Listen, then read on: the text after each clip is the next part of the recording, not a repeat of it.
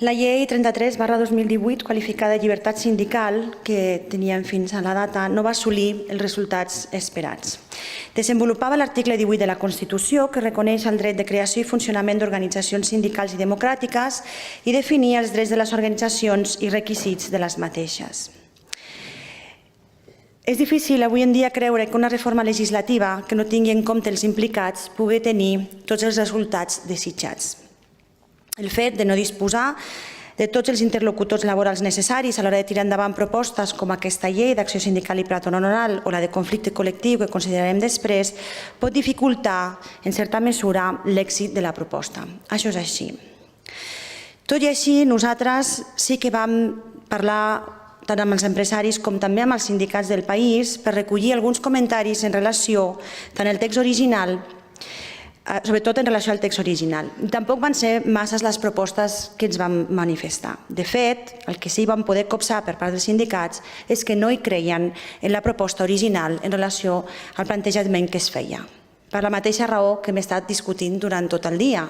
Tenim una manca de cultura sindical i de representativitat dins de les empreses que pugui reforçar aquest plantejament.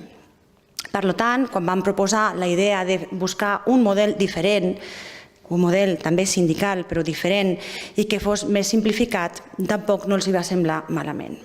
Per aquesta raó, tal com també he expressat anteriorment, pensem que aquesta necessitat de defensar, era necessari defensar un model de via única on els delegats dels assalariats fomentin la negociació interna dins dels seus convenis i on els sindicats puguin actuar paral·lelament assessorant i defensant els interessos dels treballadors en aquestes negociacions. La llei d'acció sindical i patronal acompanya la llei de relacions laborals i defineix el dret dels assalariats a constituir aquestes organitzacions que defensaran els seus interessos.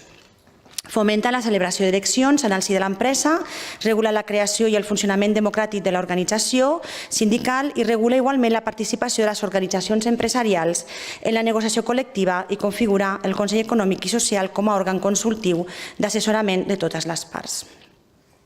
Determina la representativitat de les organitzacions sindicals i les seves atribucions i se les dota de subvenció pública per tal que puguin desenvolupar les seves tasques. Una subvenció pública que queda proporcional també al nombre que hi ha representats, de tal forma que quan més gran sigui un sindicat, més recursos també disposarà per defensar i assessorar els seus membres.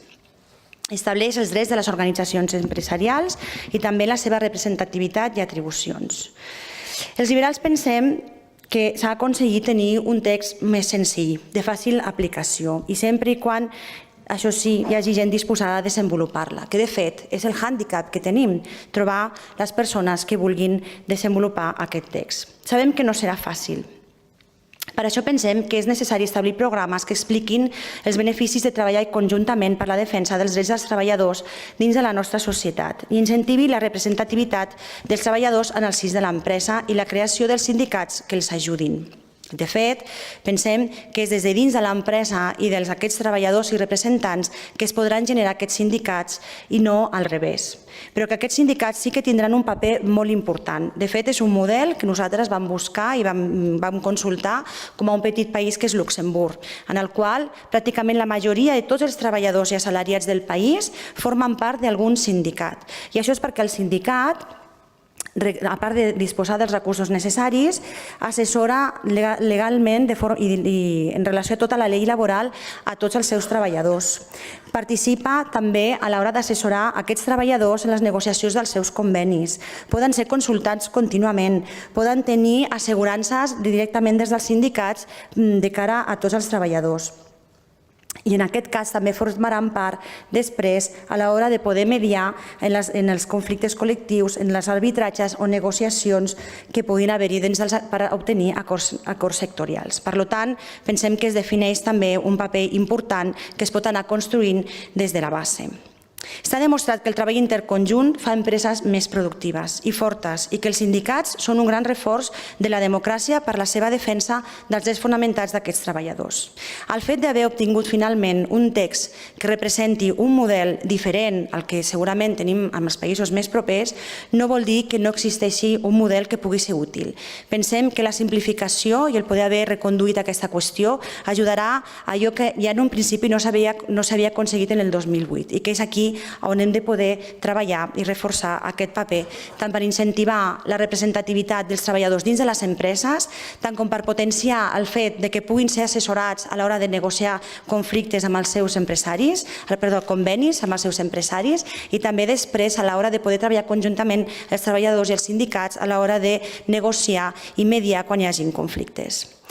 Tot i que som conscients que serà difícil veure el desenvolupament d'aquesta llei i que probablement un cop ficada en marxa tindrem que fer algunes rectificacions, això és una cosa que tenim que assumir, sobretot perquè hi ha una gran diferència amb el text de la llei laboral que abans comentàvem, i és que teníem un històric, parlàvem de coses molt reals, que coneixíem, que vivíem, que s'havien treballat. En aquest cas, l'històric, lamentablement, és molt fluix. L'únic que tenim és que no va funcionar la legislació anterior.